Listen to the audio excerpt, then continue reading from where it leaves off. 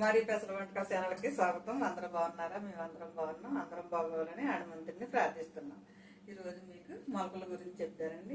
మీకు ఇంత తెత్తు మొలకల గురించి చూపించాను కదా, మనం ఫస్ట్ నుంచి ప్రాసెస్ ఎలా చేసుకోవాలో చూపించడానికి మీకు ఈరోజు చెప్పడానికి వచ్చేసాను. మనం పెసరలో అలాగే బొబ్బర్లో నేను నానబెట్టాను అనమాట అండి. ఈ 13 గంటలు 12 గంటలు నానబెట్టుకోవాలన్నమాట. నేను ఎందులో కాదు నానబెడతా, ఈ చిన్న గ్లాసులో సగానికి నానబెట్టాను అనమాట. మనం ఇప్పుడు ఎందులో పోసుకోవాలి, ఎందులో పోసుకుంటే బాగుంటుందో మనకి చూపిస్తాను. చూడండి, మనకి ఇప్పుడు నేనైతే ఈ పలావులు తెచ్చుకుంటూ ఇది ఉంటాయి కదా, నేను ఒక 1/2 డజన్ తెప్పించుకున్నాను. ఈ బాక్సులు ఇవి మనకి పైన ఇలాగా పైన కింద కూడా మనకి మూతకు కూడా ఇలాగ బెజ్జాలు పెట్టుకోవాలన్నమాట. మీకు అవి ఎలా పెట్టుకోవాలో చూపిస్తాను. నేను ఒక 1/2 డజన్ మనం పెట్టుకుని ఉండొచ్చుకున్నాం అనుకోండి, ఇలా కన్నాలు పెట్టేసుకుని ఉండొచ్చుకుంటే మనం రోజు రోజు నానబెట్టుకుని చేసుకోవడానికి ఉంటుంది అనమాట. ఇప్పుడు మేము చూపిస్తాను. ఈ పెద్ద సైజు అయిపోయినాయి, కట్ చేసినవి, చిన్నది ఉంది. దీనికి కూడా మీకు ఎలా కన్నాలు పెట్టుకోవాలో చూపిస్తాను. చూడండి, నేను ఆల్రెడీ గ్యాస్ మీద పెట్టి ఉండొచ్చాను. మనకి ఈ కన్నాలు ఈ మూత పైన కూడా మనం ఇలా ముందు మూత పెట్టేసి ఉండొచ్చుకుని చిన్న చిన్న కన్నాలు ఎలా పెట్టుకుంటే వరుసగా, ఎందుకంటే గింజలు మనం నానబెట్టిని వేస్తుంటాం, అందులోని కొద్దిగా గాలి ఆడాలి, లేకపోతే కుళ్ళిపోతాయి.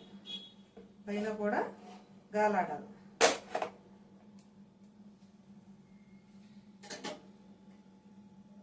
కింద కన్నాలకేమో చక్కగా కింద గాలాడుతుంటుంది, పైన గాలాడటం వల్ల గింజలు కుళ్ళిపోకుండా ఉంటాయి. నేనైతే 2 రకాలు వేస్తున్నానండి. శనగలు కూడా వేసేదాన్ని, కానీ శనగలు కుళ్ళిపోయి కొంచెం జిగురు వస్తుంది. నాకు అవి ఇంకా సూట్ అవ్వలేదు. అవి ఏం చేస్తున్నానంటే మామూలుగా ఉడకబెట్టి తినేలాగైతే ప్లాన్ చేస్తున్నాను, కానీ ఇలాగ మొలకల కింద కట్టట్లేదు. నేనైతే ఇలాగా మొత్తం అన్నిటికి కన్నాలు పెట్టేసి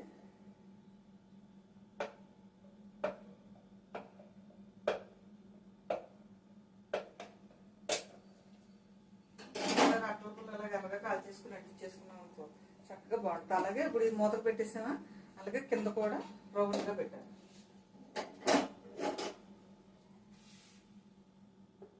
కంపల్సరీగా మట్టికి కన్నాలు ఉండాలి.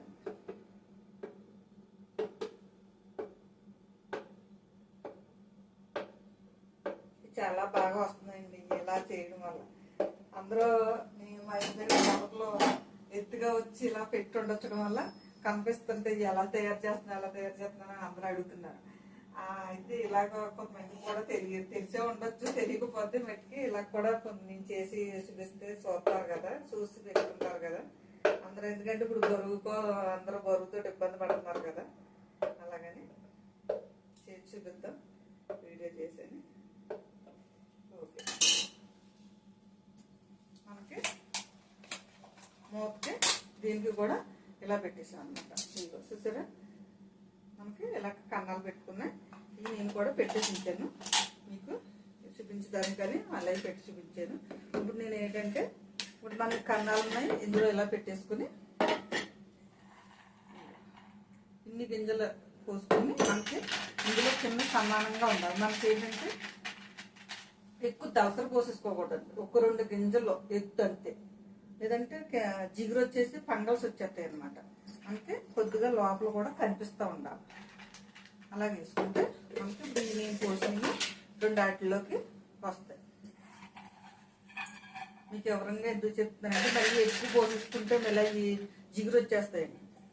మనకి 2 వరుసలు అయితే సరిపోద్ది. 2 వరుసలు అయితేనే మనకి చక్కగా కడుక్కున్నప్పుడు కూడా బాగుంటుంది అనమాట.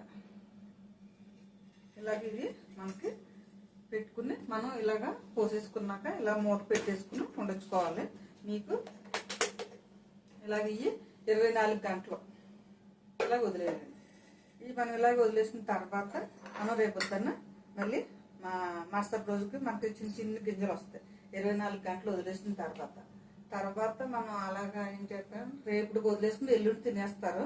అలా తినకుండా కొంచెం మనం పెద్దగా ఇంతంత పొడవు అవ్వేలాగా ఇవి మనం మళ్ళీ రేపు వీటిని ఎలా తయారు చేయాలో, ఎలా పెట్టుకోవాలో మీకు చూపిస్తాను.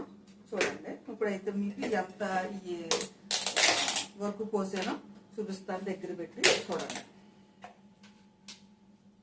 చూసారా, మనం ఇలా పోయాలన్నమాట. నేను ఇలా నానబెట్టాను చూసారా, ఇలాగ వేసాను.